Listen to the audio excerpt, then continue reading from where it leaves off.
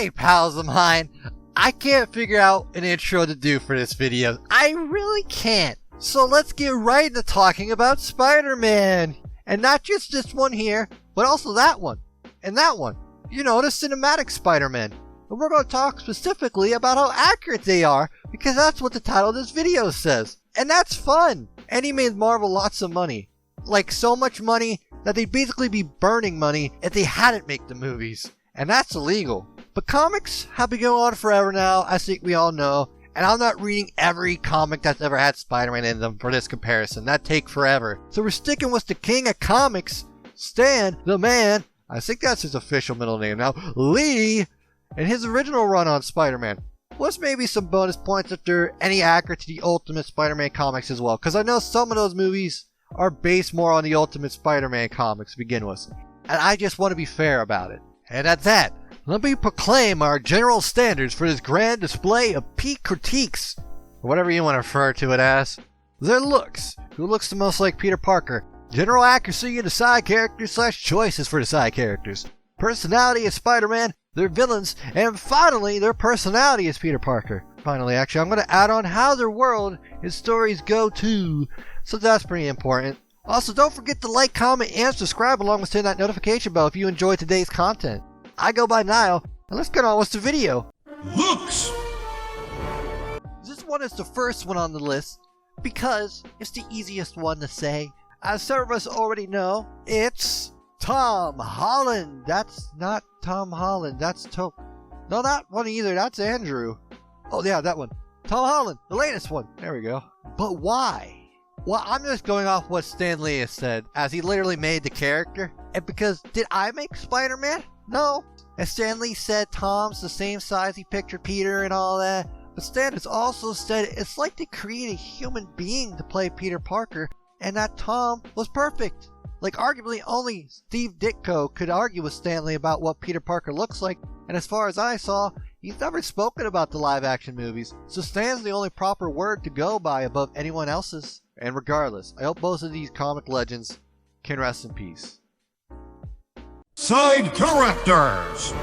Alright, I think this is a fair thing to add on to this list, is it not? Spider-Man's sidecast is honestly just as important as Spidey himself sometimes. You know how boring his comics would be if he barely knew anyone? It'd be depressing. His family and friends are what gave all the material for the hundreds and hundreds, potentially thousands, of Spider-Man stories. Without them, everything would be flat and boring, just a hero saving stuff. No flavor, no drama. I mean, some drama, but overall boring. So all these lovable idiots are needed to make Spider-Man who he is, wouldn't you figure? And now that this world has been translated so often to movies, which one of the movie universes would you say copied it oh so perfectly?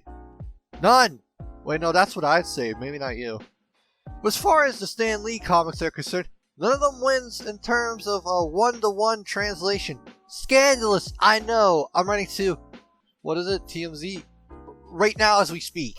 Peter didn't know Harry, Gwen, or Mary till his college years. He basically had no friends in high school beyond sometimes Liz, I guess Betty at the Bugle, but overall, yeah, Peter was a loser. Look at him in his loser face, I love him. But Liz and Betty were portrayed differently than their MCU counterpart. And Spider-Man's sidecast in those movies? Who could believe something like that, I know. So, well, let's see.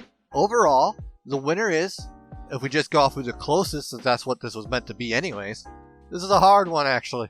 Because one of those Spider-Man clearly represents more of the characters accurately. But if we want to stay true to the high school era of Peter Parker, which all the Spider-Man had at least one movie in, it's technically Andrew Garfield who represents the loner outcast the best, even if he didn't go to high school as Gwen in the comics. But Tobey Maguire only has a couple scenes as a genuine high school student, and well, his movies represent the characters' personalities better. I think it's more fair to give it to him. So this category goes to Tobey Maguire. He has a feeble Aunt May, a general friendship with Betty, even if it didn't turn to a romance like the comics. J. Jonah Jameson was a proper side character and translated about as close to perfect as most can imagine it. He meets Gwen during college, though her characterization left a lot to be desired due to the lacking of it, and more stuff like that. And as far as bonus points go, Toby gets another prize because the variant of Harry Osborn, played by James Franco, is pretty accurate to the Ultimate Universe, where Peter actually did go to high school with Mary Jane and Harry. At least a little bit in Harry's case, that got complicated. It's not 100% accurate, but you know what? What is? Personality is Spider-Man. Surprisingly for some folks, it's hard to imagine that Peter Parker can't simply be described as nerdy, and Spider-Man can't simply be described as confident. A character that has survived for almost 60 years now and will be a senior citizen if it was a person is three-dimensional in personality. It's a crazy thing, trust me. We all know how Peter is as himself and as Spider-Man, and we know that they're different. He has a persona as both, and who he really is lies somewhere in the middle. But as Spider-Man, he's famous for never shutting his yap and constantly making jokes that he uses to hide just how afraid he really is and to annoy the crap out of his enemies. He is confident in stuff, but he never the most sure in himself internally once things go to fall apart around him. But he's always brave and heroic. Heck, in some cases he's just arrogant and a bit of a jerk. But overall he's typically brave enough to try and save the day and the people he loves, even when his confidence starts to fail on him. He'd be sort of a bad hero otherwise, wouldn't you figure? So, which one represents this the most? This guy. Andrew Garfield, yeah. Each Spidey has their one-liners, like his classic. Are you in or are you out? It's you who's out, Gobby. Out of your mind. But the one that portrayed the full extent of the mix of who he really is and his Spider-Man persona, the best was Andrew, and consistently as well, making him the best live-action Spider-Man as Spider-Man. Ignoring the fact the writers had him be awfully slow about saving the day in this scene. That's just not nice, Spidey. The villains! Kinda like the sidecast, the villains also make Spider-Man who he is.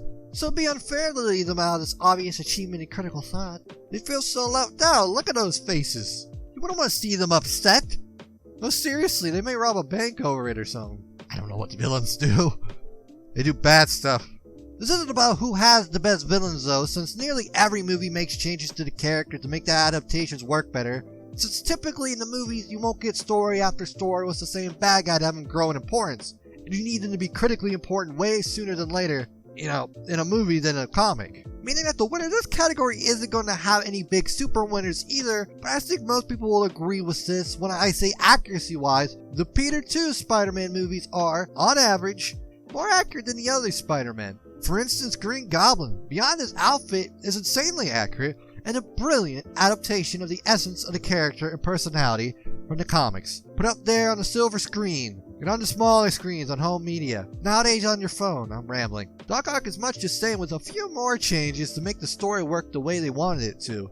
But the essence is still there, though this Doc Ock is much more sympathetic and slightly less crazy than his more maniacal comic book variant. Basically meaning, while Peter 3 had a very accurate adaptation of the Lizard and Peter 1 had a well thought out adaptation that worked the best for that specific universe, Peter 2 has him beat. So the token of glory in this category, once again, goes to Tobey Maguire's Spider-Man. Personality is Peter Parker. Oh, back to this old classic, the argument who's the best Peter and Spider-Man, who's the geeky nerd, and who's the confident hero. That is so dull to me. It's so simplified. This character has more than a handful of basic traits. Come on, guys, he'd be so lame otherwise. Could you imagine making a full franchise that's only that? That'd bankrupt you, dude. That's why I say, to what's probably an unpopular opinion, that Andrew Garfield is the most accurate Spider-Man as Peter Parker too. He stands up for himself, believe it or not. He invents stuff. He doesn't just admire science, he partakes in it. While a social outcast, he isn't a whimpering little nerd. He just is like a back-talking little nerd instead. He's a bitter teenager, sick of everyone else's attitude. That is who Peter Parker is, man. Even while written by Stan Lee, which a lot of people don't seem to remember. Spider-Man was a dick, but in fairness, when he got to deal with guys like Flash Thompson, who wouldn't be? And even though they just maybe have designed Peter to be much more trendy and hip, no, at least Spider-Man represents Peter Parker as well, where it matters the most than Andrew had. Being able to capture the attitude of both Peter and Spider-Man, when he's silly, when he's serious, when he's being brainy, reckless, confident, arrogant. Going off the character here, and not the look or anything when I say this, Andrew Garfield is the best Spider-Man. Neither of the others got close to the character compared to him. But an accurate Spider-Man is more than just the character of Spider-Man himself. The most accurate world! Look, I know this is strange. Why would I continue this after I just said Andrew Garfield was the best Spider-Man? What am I, insane?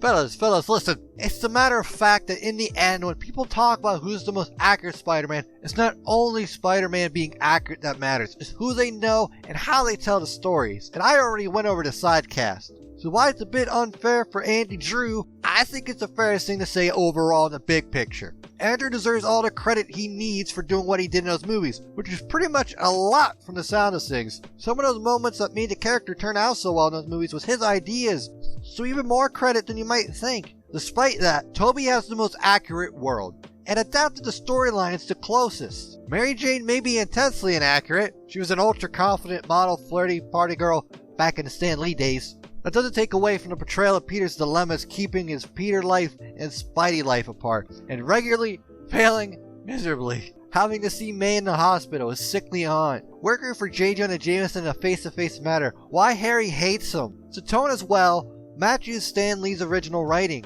I'll say this though, the Amazing Spider-Man movies took more inspiration from the Ultimate Comics to begin with, but they aren't accurate enough to those comics to get full bonus points. Like, I can't say those movies are as accurate to the Ultimate Universe as the Sam Raimi films are to the Stan Lee comics. There's a lot of differences in those compared to Raimi and Stan. But we have our winner of the evening, the original to a lot of people, and to others, the man that's never been passed, and that is Tobey Maguire. Anyways, I'm very sorry if your favorite Spider-Man didn't win. Personally, I like Tom Holland, but like, he wasn't gonna win. I knew that before writing it. Everyone will always have different standards of what they think matters most in an accurate adaptation, and that's completely valid. But whether or not you're happy with the result, I hope you at least had a good enough time to like, comment, and subscribe, along with hitting that notification bell. I hope you've enjoyed your stay, and that you enjoy the rest of your day.